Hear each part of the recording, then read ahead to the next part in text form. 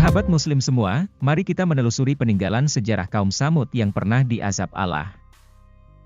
Saat akan memasuki daerah Madain Saleh, pengunjung harus melewati pintu masuk yang dijaga petugas kepolisian setempat.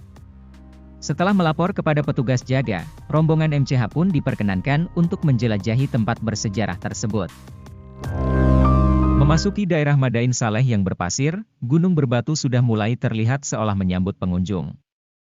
Batu-batu super besar itu berdiri tegak memisah dan ada pula yang menyatu berbentuk bukit. Di tiap sudut batunya, terdapat tekstur dalam ragam bentuk. Juga goresan garis-garis dalam bidang, menghadirkan volume cekung, cembung dan datar bahkan lubang yang tembus ke sisi lainnya. Tak hanya itu, di sebagian besar batu itu juga terdapat pintu beserta ruangan kecil. Di dalam ruangan yang menyerupai kamar, ada bangku dari batu dengan goresan-goresan pahat tak beraturan di dindingnya. Di situs bersejarah ini disebutkan memiliki 132 kamar dan kuburan. Menurut arkeolog Brian Dew, dalam bukunya, Southern Arabia, Thames and Hudson, kaum Tsamud dikenali melalui tulisan dan pahatan-pahatan yang mereka buat di dinding-dinding batu. Tulisan yang secara grafis itu sangat mirip dengan huruf-huruf Semitic, yang disebut Tamudik, dan banyak ditemukan di Arabia Selatan sampai Hijaz. Kaum Tsamud yang juga disebut Asyab al-Hijr atau penduduk di batu ini memang diakui dalam Al-Quran sebagai bangsa yang ahli dalam memahat gunung berbatu.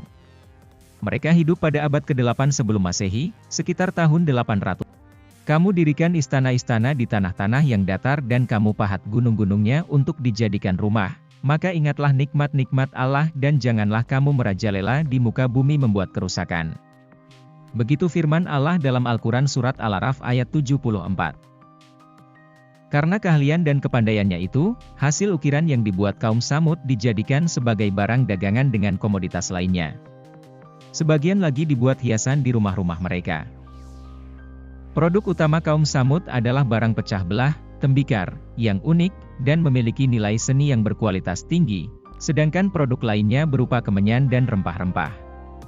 Dari hasil perdagangan tersebut memberikan kekayaan, sehingga memungkinkan mereka membangun istana, rumah yang dipahat dan makam pada batu karang.